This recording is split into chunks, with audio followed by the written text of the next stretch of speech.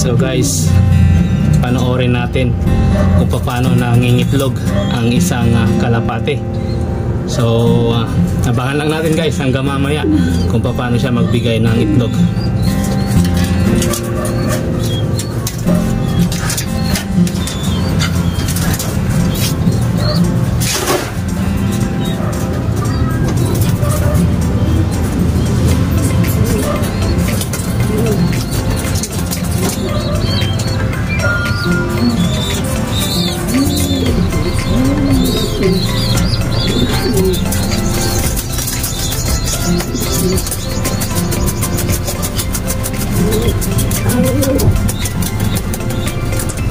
Napansin ko lang guys, habang nagpapalabas ng itlog ang ating inahin, ay mukhang may usapan sila ng cock na nanonood lang sa kanya, dahil meron silang mga senyales na hindi natin alam kung anong ibig sabihin niya.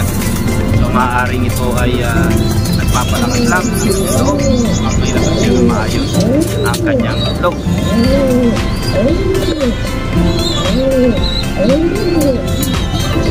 Kung inyo pong naririnig ay sumasagot naman ang cock na nasa tabi lamang niya at nanonood habang siya ay nagbibigay ng panganganak sa isang malusog na itlog.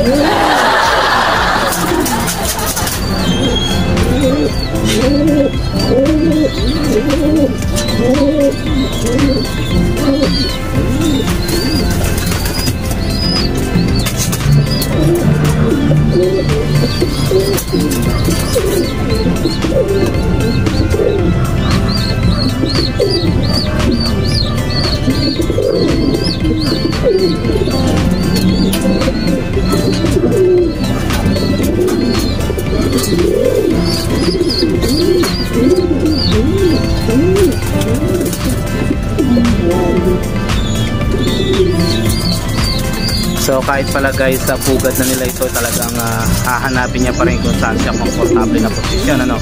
Ikot at ikot pa rin ang gagawin niya sa kanyang pugaran.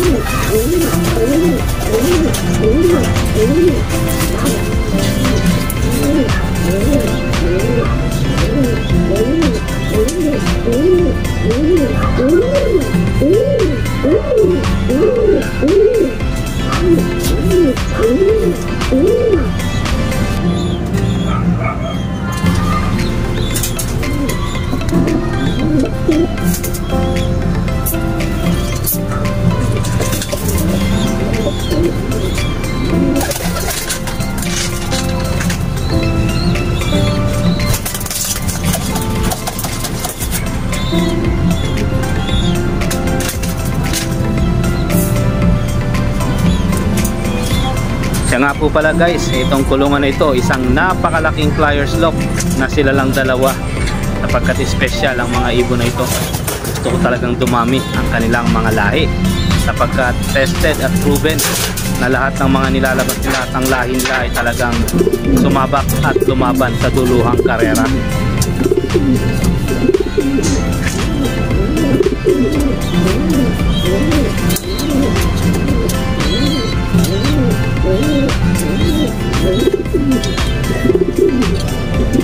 Ginawa ko naman po talaga silang mga breeder, kaya only breeding ang ginagawa ko sa lahi ng dalawang ito para makarami, ika nga, sapagkat napakasayang ng kanilang mga lahi kung hindi natin sila maparami, ano?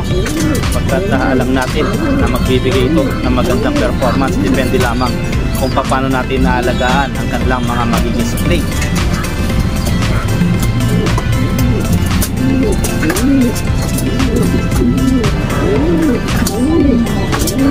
Aliw na aliw talaga ang inyong lingkod habang pinagmamasdan natin ang pangingitlog ng breeder hen ko na ito. Ito nga po pala ay pure breed ng Tornier na lahi at mga bloodlines ng Manly Sarmiento lines. So talagang kinip ko na ang kanilang mga lahi sapagkat natestingan ko na at nasubukan sa mga malalayong karera. Talagang umuwi sila guys. At higit sa lahat may isang tropa, or actually dalawa na pala sila ang nagpatotoo. So ang mga supling nito, ang mga lahi nito ay talagang dumulo na.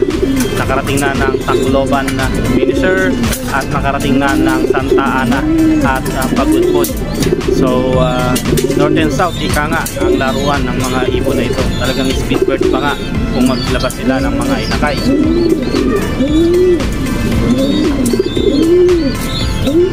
At ang nakakatuwa na balita, isa sa mga tropa na nag-acquire ng kanilang mga lahi na nagtamasa ng first overall sa isang palaro dito sa Tarlac City.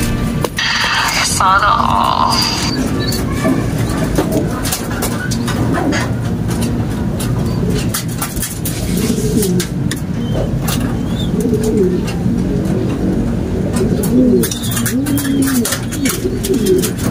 Mukhang malapit ng mag-itlog itong ating inahin at sapagkat hindi na siya mapalagay, hinahanap na lang ang kanyang comfortability para mailabas niya ang kanyang unang itlog.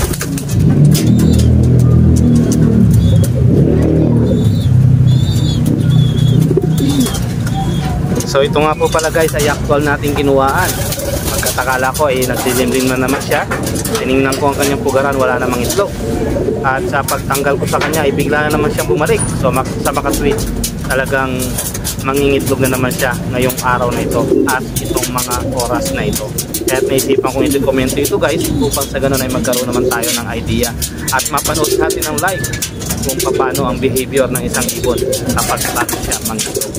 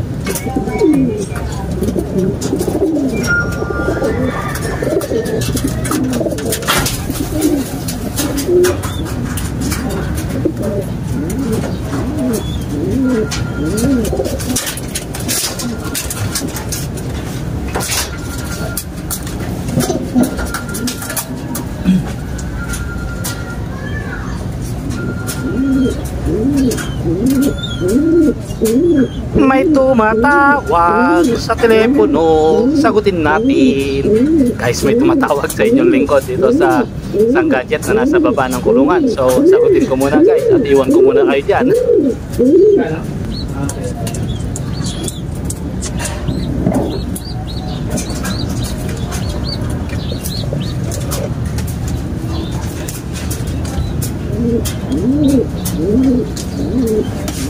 So ayun na nga guys, sinagot ko nga ang tawag sa telepono at ito ay isa palang deliver. Diyos mio, garapon din na natapos ang mga deliver ng mga parcel na ito. Talaga naman kapag may laman ng GCash, puro parcel ang makikita mong nagpapadeliver. Wow!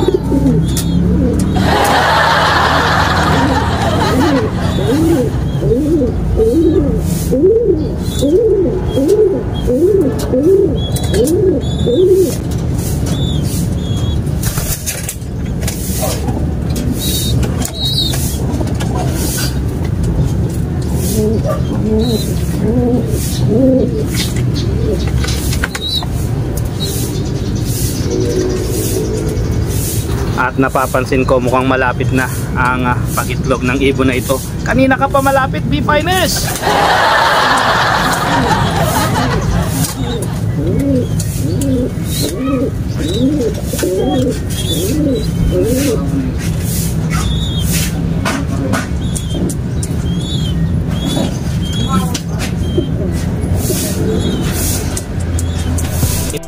So sa mga tagpong ito guys ay pumorma ng talagang ilalabas niya na ang kanyang itlog sa kanyang ugaran.